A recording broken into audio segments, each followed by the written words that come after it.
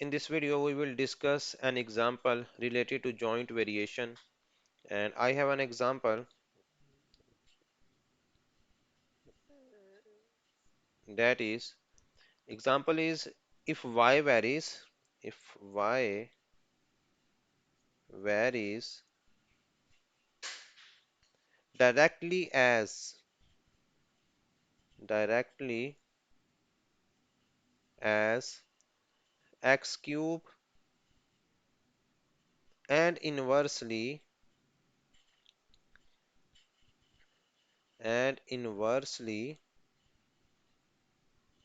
as z square and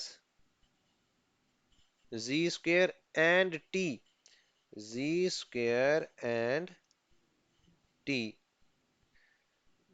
तो ये t है जी, t z square and t and y is equal to 16 when x is equal to 4 and z is equal to 2 and t जो है वो equal है 3 के। then find the value then find the of u value then find the value of a y है हमारे पास। then find the value of y when x is equal to 2, z is equal to 3 and t is equal to 4। जी ये example है हमारे पास, इसमें हम joint variation से related ही जो है वो एग्जांपल डिस्कस कर रहे हैं। तो हम देखेंगे हम कैसे जॉइंट वेरिएशन का इस्तेमाल करके हम यहाँ से कांस्टेंट और वेरिएशन भी फाइंड करेंगे और साथ ही साथ जो है हम वो अननोन फाइंड करेंगे जो हमसे फाइंड करने के लिए कहा जा रहा है। तो हम यहाँ से स्टार्ट करेंगे।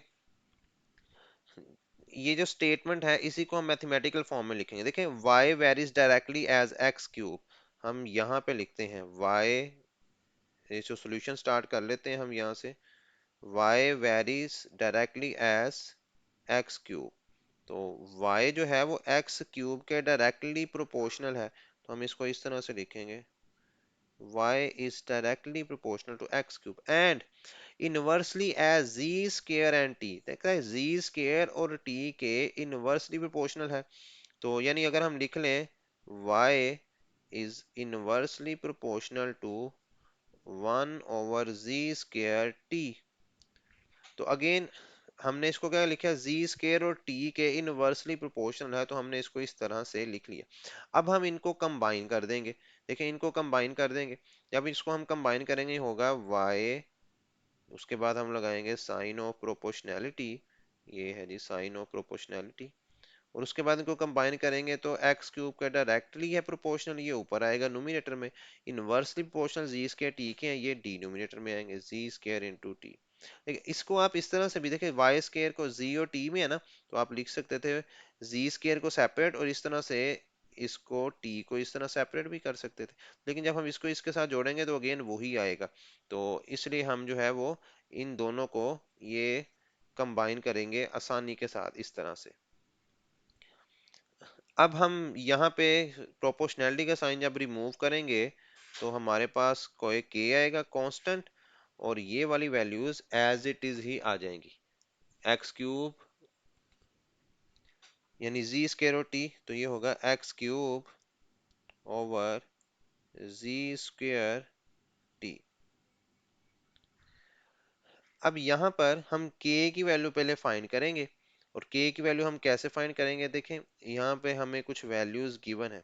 हमें यहाँ पे बताया गया है y की वैल्यू 16 है, x की वैल्यू 4 है और z की वैल्यू जो है वो 2 है और t की वैल्यू, हम ये सारी वैल्यूज पुट करेंगे। आप लिखोगे put y is equal to 16 x is equal to 4, z is equal to 2 and t is equal to 3 in equation इसको हम नाम दे देते हैं, इसको इसको हम नाम दे देते हैं इक्वेशन नंबर 1 का, इन इक्वेशन 1। सो y की जगह हम पुट करेंगे पहले 16 और x की जगह पे 4, तो यहाँ लिख लेंगे y की जगह पे 16, x की जगह पे 4 और इसका क्यूब आएगा। और उसके बाद z की वैल्यू 2 है, t की वैल्यू 3 है जी, z की वैल्यू है 2 और t की वैल्यू है 3। अब इसको हम फर्दर सिंपलीफाई करेंगे और k की वैल्यू फाइंड करेंगे, तो 16 will be equal to k, 4 का क्यूब हो जाएगा 64। देखिए 4 का क्यूब मीन 4 को 3 टाइम्स मल्टीप्लाई करेंगे, 4 मल्टीप्लाई बाय 4 मल्टीप्लाई बाय 4, तो दैट इज 64। इसी तरह 2 का स्क्वायर 4 होगा और साथ में 3 हम वैसे ही यहाँ पे लिख लेंगे। इन सबको हम राइट साइड पे ले जाएंगे ये तीनों वैल्यूज को, तो 16, 4 और 3 डिवाइड हो रहे हैं, राइट साइड पे जाए लेफ्ट साइड पे जाएंगे तो ये वहां पे मल्टीप्लाई होंगे, तो मल्टीप्लाई बाय 4 मल्टीप्लाई बाय 3 और 64 यहाँ पर डिवाइड होगा। अब यहाँ से हम कुछ वैल्यू कैंसिल करेंगे, 16 one jar 16, 16 4 jar 16 4 and 4 one jar 4, तो फाइनली जो k की वैल्यू है वो आई है 3। k की वैल्यू हमारे पास कितनी आ गई, वो आ गई 3। सो ये आ गई हमारे पास k की वैल्यू। इस k की वैल्यू को हम पुट कर देंगे इक्वेशन नंबर 1 में, यहाँ पे, तो यहाँ लिखे पुट इन इक्वेशन 1, यहाँ लिखते हैं पुट इन इक्वेशन 1। जब हम इसको इक्वेशन 1 में पुट करेंगे तो ये बनेगा y इज इक्वल टू देखिए यहाँ पे k की वैल्यू 3 आ जाएगी, 3। बाकी सारी जो है वैल्यू हम वैसे लिख देंगे, X cube over G square T, X cube over G square T, ये सारी वैल्यूज एज इट इज ही आ जाएंगी। अब ये जो है ना, ये हमने कांस्टेंट की वैल्यू निकाल ली, यहाँ पे पुट कर ली। अब इस इक्वेशन को अभी हम नाम दे देते हैं इक्वेशन नंबर 2 का। अब यहाँ से फर्दर हम अननोन फाइंड करेंगे, जो हमसे कहा गया है, हमसे कहा गया find the value of y मालूम करें when x is equal to 2, z is equal to 3 and t is equal to 4। तो आप लिखोगे पुट, यहाँ लिख लेते हैं हम पुट, हम पुट करेंगे, हम क्या पुट करेंगे, वो वैल्यू जो हमें यहाँ से दी गई है, और मैं यहाँ से लिख रहा हूँ put x is equal to 2,